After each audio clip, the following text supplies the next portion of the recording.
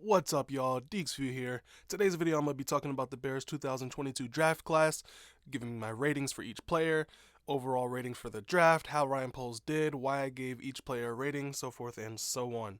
Now, obviously, the Bears did not have a first round draft pick this year thanks to the Justin Fields trade the year prior, but as far as players picked in 2022, Kyler Gordon was the first Bear selected in the draft. I know a lot of Bears players did not like the pick because they wanted a wide receiver, they wanted the offensive lineman, they wanted weapons for Justin Fields, but Ryan Poles and his staff stuck to their guns, stuck to best player available, and they selected a guy who they didn't even think was going to make it out of the first round.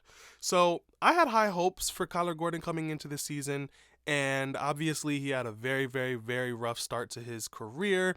I mean, being a rookie thrown into the nickel corner position is not easy at all.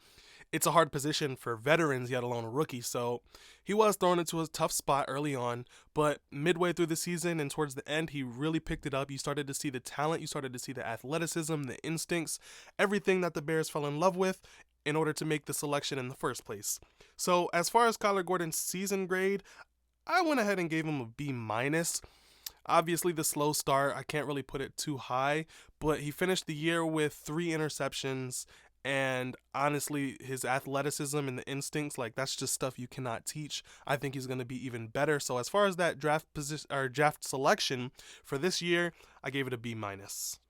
One of the first things Ryan Poles did when he got into the Bears front office is he traded away Khalil Mack. Now, Khalil Mack turned into a second round pick, which ended up being the 48th pick of the draft, and the Bears selected Jaquan Brisker. I absolutely love this draft pick. I loved it since day one. Another situation where the fans weren't too happy because they wanted George Pickens, whatever, who cares at this point. Jaquan Brisker is a baller. Now, for his selection, I would love to give him an A plus, but I can only give him an A because towards the end of the season, and I'm gonna have some excuses for him, but towards the end of the season, he got shook. He was missing open field tackles, and it just kind of got a little bit sloppy. Now, my excuse is, like I said, the front seven is absolutely terrible. He had no help. He was out there playing with all these undrafted rookies towards the end of the season, so I can't really hold it too much. But since he did kind of have a little bit sloppy end to the season, I'm going to say that draft pick was a solid A for his rookie year. I do believe Jaquan Brisker is an A plus player. I don't want to be over dramatic and say he could be another Cam Chancellor, but ceiling wise, he could be another Cam Chancellor. The next pick in the draft was Velus Jones, third round, number 71 overall. Of course, that was not who the Bears wanted whatsoever, but as we notice a trend, Ryan Poles does not care who fans want. Velus Jones was off to a horrific start. Throughout most of his rookie year, he picked it up towards the end of the year, had a really nice long touchdown run at the end of the Vikings game, had a nice deep bomb catch from Justin Fields against the Bills. So you see the talent, you see the speed, you see the agility. I gave that pick a C. Can't go any higher than a C because of all the dropped passes, all the muffed punts, all the fumbles. But I don't want to go lower than a C because you did see the physical specimen he can be once he does have the ball in his hands and he's not losing it. Now, Bears didn't have a fourth round draft pick. Ryan Pace traded that away. So our next pick was in the fifth round, and it was Braxton Jones, who was picked 168th overall. I actually really love that pick. He was honestly a diamond in the rough. I don't know how Ryan Poles and his team found him, but I'm glad they did. Fifth round rookie left tackle out of such a small school that didn't even win a single game. That was a crazy find. I give Braxton Jones a B plus. That was a B plus season for him. He really needs to get stronger. He gets bull rushed easily. Towards the end of the season, he got put on his butt. This offseason, he needs to work on getting that lower body strength to where he can anchor and support bull runs. But he has the length, he has the arms, so he really held his own the majority of the season. Then a few picks down at 174, Bears selected Dominique Robinson, who was a project player. He went from playing quarterback in high school to wide receiver to switching over to the defensive side and playing defensive end. Bears definitely picked him as a project, and he really got off to a hot start. I'm not going to lie. The fan base was pretty shocked at how well he was early on, but then he kind of fizzled out towards the rest of the season. But I don't really think that's his fault. I think he exceeded expectations in the beginning and then didn't have the supporting cast to keep that up. I give him a solid C plus. Showed potential, didn't really do too much. So yeah, definitely C plus is solid for him. So in the fifth round is when Ryan Poles went a little trade crazy and just kept trading back and accumulating a whole bunch of picks to get a whole bunch of swings. So the remaining of the players were really kind of throws at a dartboard. So next was Zachary Thomas, 6th round, 186. I got to give that one an F, simply for the fact that he was put on the practice squad and he was stolen by another team. So he was a draft pick that didn't even make it with the Bears into the season. So that's an F. Then Trestan Ebner was in the 6th round, pick 203. I got to give him a D+. I had high hopes for him, but he kind of looked slow on the field.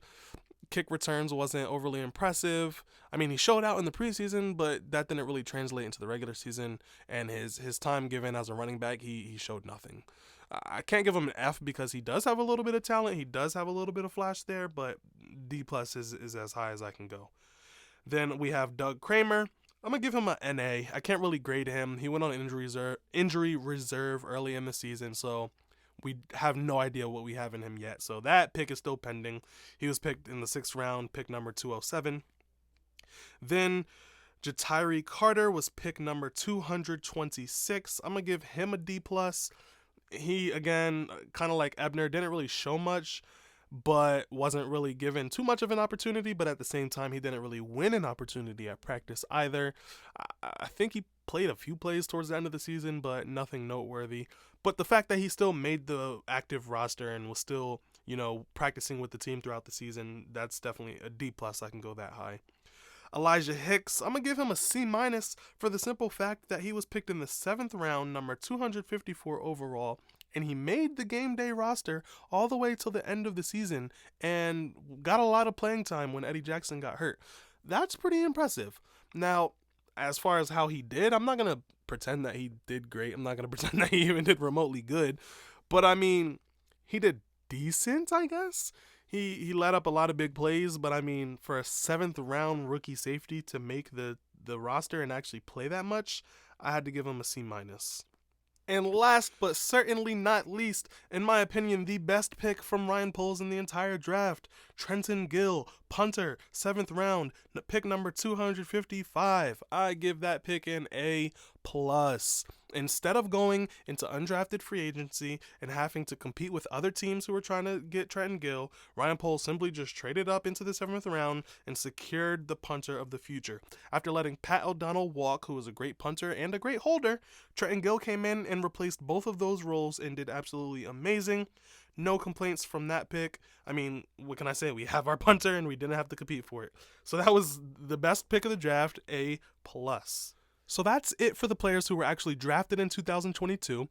For Ryan Poles' first draft as a general manager, he came out to an overall C+ on the entire draft. How I got that is I added up all 11 players minus Doug Kramer because, of course, he was on injury reserve. So 10 players, I figured out the average for that, and it came out to a C+, which, in principle, I do think it's pretty fair. Not too many guys really jumped out as immediate superstars in the league, but at the same time, he got a whole bunch of hidden gems, a lot of people who could really develop into possibly stars in this league one day. So yeah, that rating was based off of the players who were drafted, but honestly, that doesn't really paint the full picture because if you add in undrafted free agents, then you got Jack Sanborn, who I think is an A+. You got Jalen Jones, who I think is a B+. You got Josh Blackwell. You got a whole bunch of undrafted rookies who even came in, contributed, and did great. So first off season for Ryan Poles as far as rookies go, I mean, it's in the positives. It's not in the negatives. I think his first year, it wasn't overly amazing, but again, it was in the positive. He tore the roster down. He started over, I believe, the Bears. Ryan Poles said that the Bears led the league in rookie snaps by over 1,000 rookie snaps. That is amazing. And the Bears were number 3 least penalized team in the NFL all season. I mean, that just speaks highly to coaching. That just speaks highly to scouts. That just speaks highly to player development. I mean, what can I say? The future is bright in Chicago. That's about it for this video. I tried to make it quick and easy, tried to get as much as I could into the video. So if you like this type of content, like, subscribe, comment, share, all of that. Follow me on Twitter at DeeksViewOG. That is where I'm the most active. That's where you can talk to me. That's where you can interact with me. Go ahead and follow me on Instagram at DeeksViewSports. Basically kind of post a lot of shorter form content on there. And if you're on TikTok, I'm on there too, DeeksViewSports, same as the Instagram with the short form content. That's it for this one. I'll catch y'all on the next one. Bear down.